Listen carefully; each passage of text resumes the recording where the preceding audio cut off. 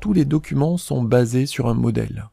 S'il n'est pas spécifié, le modèle utilisé par défaut est normal.m. Un modèle peut contenir du texte et des éléments graphiques.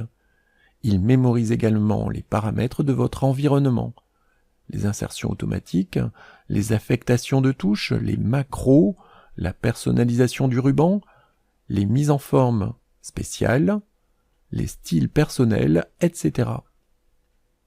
Pour créer un document basé sur un modèle spécifique, sélectionnez l'onglet Fichier dans le ruban, puis cliquez sur Nouveau. Double-cliquez sur un des modèles proposés pour créer un nouveau document basé sur ce modèle. Si aucun des modèles proposés par défaut ne vous convient, utilisez la zone de texte « Rechercher des modèles en ligne » pour trouver plus de modèles en ligne. À titre d'exemple, tapez « Anniversaire » et appuyez sur la touche « Entrée ». Double-cliquez sur le modèle que vous souhaitez utiliser et patientez jusqu'à son complet téléchargement.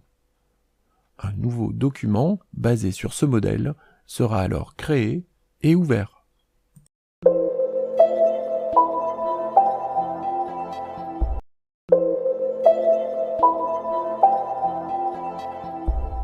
Les thèmes de Word vous aident à créer des documents bien conçus et d'aspect professionnel.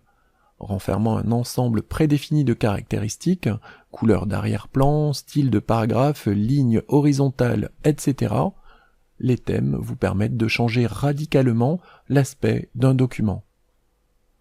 Pour appliquer un thème à un document existant, sélectionnez l'onglet « Création » dans le ruban.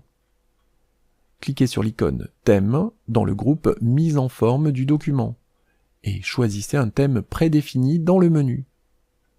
À titre indicatif, sachez qu'il suffit d'immobiliser le pointeur de la souris sur un thème pour prévisualiser ses effets dans le document. Lorsque vous avez choisi un thème, vous pouvez ajuster individuellement ses caractéristiques en agissant sur les listes déroulantes Couleurs, Police,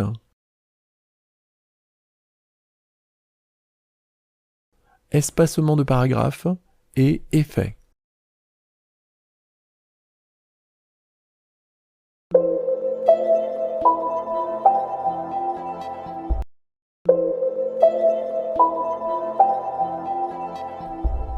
La barre d'outils Accès rapide contient plusieurs commandes indépendantes de l'onglet sélectionné dans le ruban.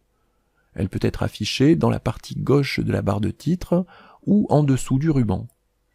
Pour modifier son emplacement, cliquez sur l'icône « Personnaliser la barre d'outils Accès rapide » et choisissez « Afficher en dessous du ruban » ou « Afficher au-dessus du ruban » dans le menu. Par défaut, la barre d'outils Accès rapide contient 3 icônes « Enregistrer »,« Annuler frappe » et « Répéter frappe ». Pour la compléter, cliquez sur « Personnaliser la barre d'outils Accès rapide » et choisissez l'une des commandes qui apparaissent dans le menu. Si la commande que vous souhaitez insérer n'apparaît pas dans le menu, cliquez sur « Autre commande ». Choisissez une catégorie dans la liste déroulante, une commande dans la zone de liste de gauche, puis cliquez sur « Ajouter ». La commande est immédiatement ajoutée à la zone de liste de droite.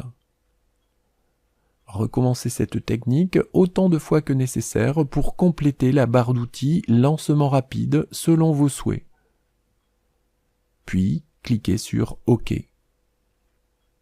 Ici, par exemple, les commandes Aligner à gauche de l'onglet Accueil et Images en ligne de l'onglet Insertion ont été ajoutées à la barre d'outils Accès rapide.